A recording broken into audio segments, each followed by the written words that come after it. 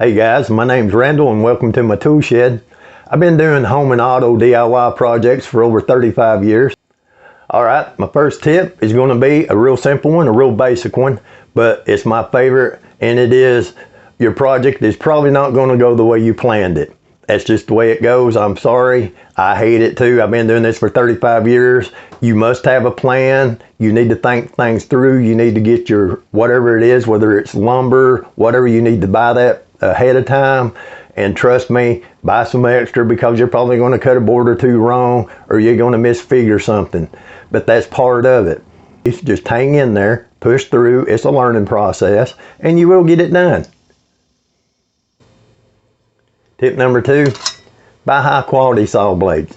If anything like me, you were trying to raise a family and everything and you live on a budget, and that's fine.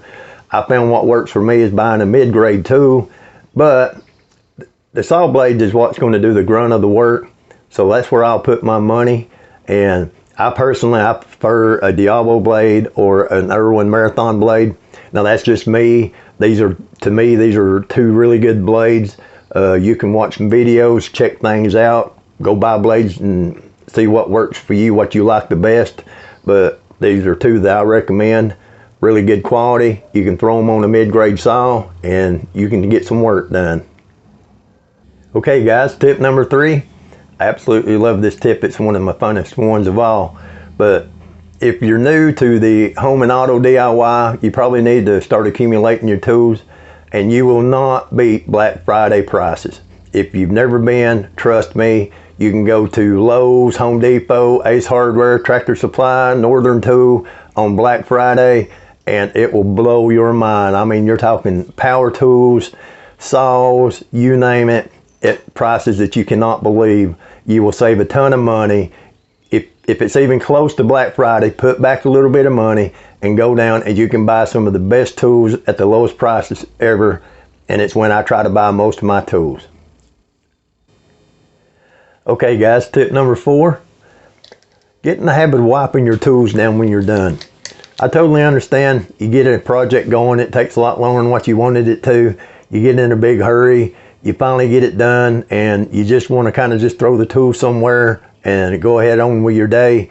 But take just a few minutes to go ahead and wipe your tools down. Even if they're cheap tools, wipe them down.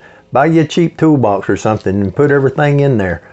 And the next time you need them, and you will, there'll be another project or something tear up or something, you can go right over there, open up the box, your tools will be ready, all wiped down, ready to go.